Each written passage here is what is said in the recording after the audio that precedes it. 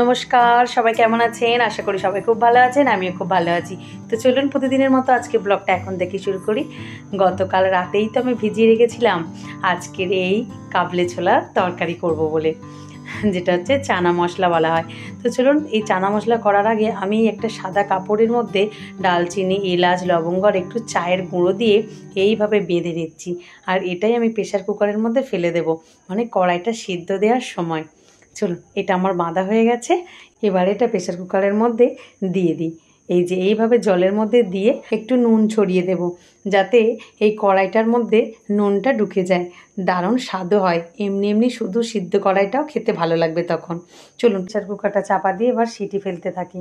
এই দেখুন, আদা আর একটু জিরে আমি বেটে রেখেছি, আর এই হচ্ছে চানা মশলা। এই মশলাটা আমি কষার সময়তেই দিয়ে দেবো। এই দেখুন, একদম কড়াই সিদ্ধ হয়ে গেছে, আর কালারটা কি সুন্দর এসেছে, আর একটা সুন্দর গন্ধ। চলুন আলুটা ভাজতে থাকি। আলুটা ভাজতে আলুটার মধ্যেই টমেটো দিয়ে দেবো। আলাদা করে আর আলু ভেজে তুলে রেখে মশলা করব না। আজকে এত কিছু রান্নার কারণ আজকে শনিবার, আজকে নিরামিষ, তাই আজকে রুটি আর এই চানা হবে। তো এর সাথে একটু পনির দিলে ভালোই হতো, কিন্তু পনির এই মুহূর্তে বাড়িতে নেই, আর আনাও হয়নি। মানে গতকাল রাতে আমার মনেই ছিল না আসলে কি রান্না হবে এইসব ভাবতে ভাবতেই দিন শেষ। তো হঠাৎ করে মনে হলো প্রতিবারেই তো আলুর দম বা কিছু মানে এই ঘুগনি টুগনি হয়, আজকে একটু কড়াই যখন আছে তাই একটু এই কাবলি ছোলারই তরকারি হোক। তবে এই ছোলার তরকারি যখন আমি করি, আলুগুলো কিন্তু একটু বড় বড়ই কাটি, কিন্তু আজকে একটু ছোটোই হয়ে গেছে। একটু কাঁচা লঙ্কা দিয়েই বানাবো জানেন, গুঁড়ো লঙ্কা খুব একটা দেবো না। তো এই আদা জিরে আর ওই চানা মশলাটা দিয়ে দিলাম, আর সামান্য একটু জল আর একটু হলুদ দিয়ে আস্তে আস্তে কষতে থাকছি। একটু মোটামুটি কষা হয়ে গেলে, তেল তো ছাড়বে না কারণ আমি অনেক তেল দিইনি, মোটামুটি একটু কষা হয়ে গেলে আপনারা বুঝতেই পারবেন তার মধ্যেই এই ছোলাটা ঢেলে দিতে হবে। তবে এই জলটা একদমই ফেলবেন না, এই জলটার মধ্যেই তো স্বাদ। এই দেখুন মোটামুটি সিদ্ধ সুন্দর হয়েছে। চলুন এবারে এইভাবে একটু চাপা দিয়ে রেখে দেবো। নামাবার সময় শুধু সামান্য একটু ঘি আর গরম মশলা ছড়িয়ে নামিয়ে নিলেই কমপ্লিট। চলুন এবার রুটিটা চটপট সেঁকে ফেলি। রুটি না ফুলে এত দারুণ লাগে সেঁকতে, মনে হচ্ছে 1 কেজি আটা রুটি একাই করে ফেলবো, এরকম মনে হয় জানেন যখন রুটি সুন্দরভাবে ফোলে। তবে রুটি, মিষ্টি আর সাথে আজকে এই চানা। তবে এই চানা দিয়ে রুটি বা মুড়ি খেতে আমার কিন্তু দারুণ লাগে। আপনাদের কার কেমন লাগে আমাকে অবশ্যই কমেন্টে জানাবেন। চলুন এবার একটু গোপালের দিকে যাই। আজকে এখনও গোপাল সেবা দেওয়া হয়নি। সকালবেলা তো গোপালকে একটু যা হোক খেতেই দিই, টিফিন হয় ওর।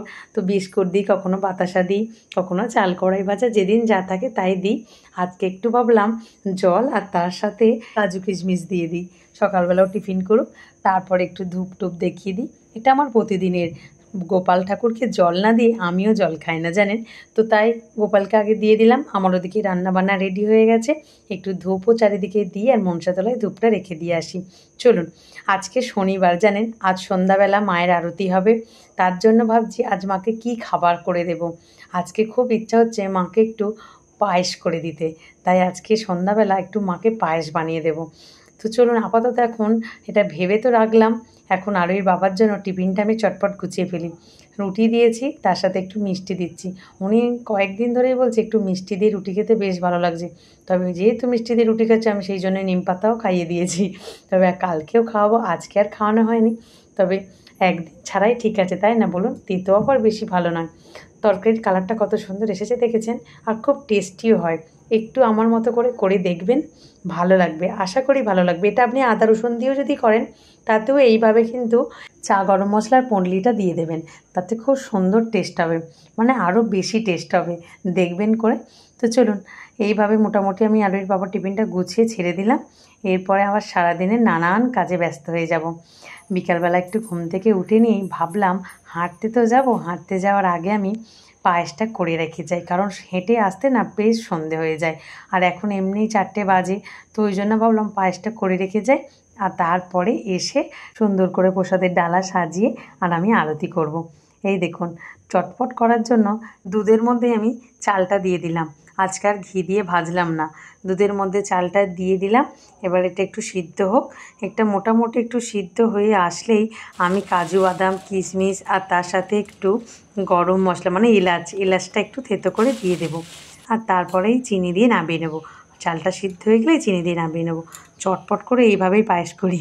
তবে সুন্দর হয়েছে, খুব সুন্দর একটা গন্ধ ছাড়ছে জানেন, দারুণ হয়েছে। তবে মনটা একটু শান্তি হলো যে আমি পায়েসটা রেঁধে যেতে পারছি।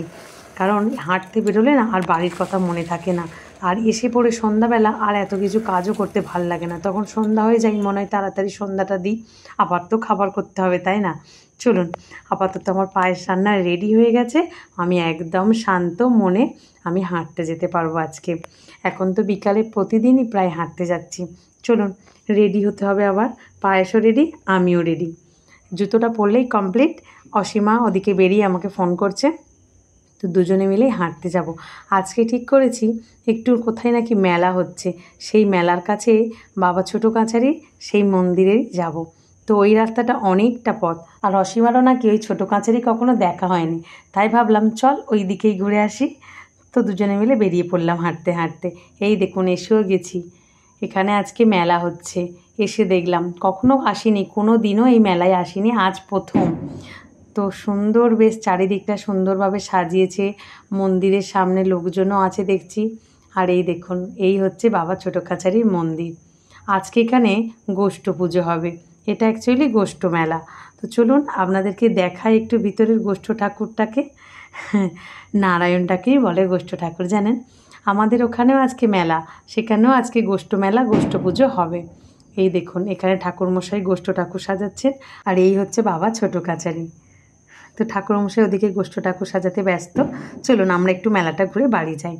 এই দেখুন, মেলাতে পাখা বসেছে, গরম মানেই পাখা কিনতে হবে। এই দেখুন, আইসক্রিম দোকান বসেছে, আরও অনেক কিছু দোকান বসেছে।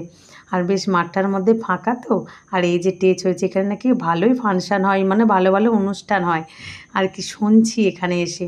তো যাই হোক, আসা তো হবে না, অনেক রাত্রিরে হবে যেহেতু। তো চলুন আপাতত মেলাটা ঘুরেই বাড়ি ফিরি।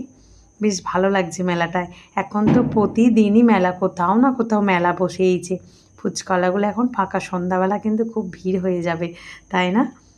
ও ফুচকার গন্ধতে না মোমো করছে এই জায়গাটা, আর কি খেতে ইচ্ছে করছে, কিন্তু খাবো না, খেয়ে দিয়ে না হাঁটতে পারবো না। আর অনেকটা পথ এসেছি, আবার অনেকটা পথ ফিরেও যেতে হবে আমাদেরকে।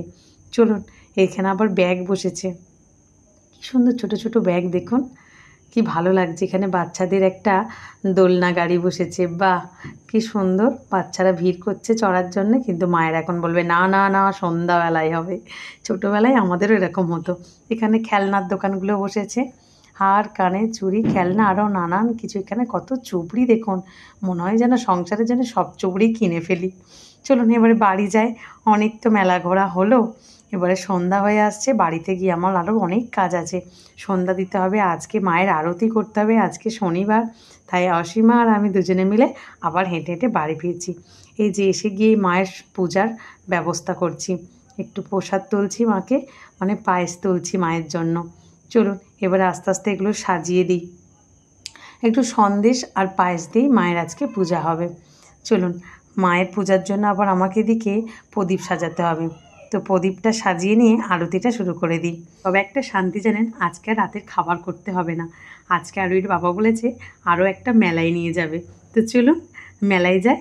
তো ফ্রেন্ডস, আজকের ভিডিওটা তাহলে এখানেই শেষ করছি। আগামীকাল একটি নতুন ব্লগে আপনাদের সাথে আমার আবারও দেখা হবে। সবাই সুস্থ থাকবেন, ভালো থাকবেন, আর ব্লগটা কেমন লাগলো অবশ্যই আমাকে কমেন্টে জানাবেন। টাটা।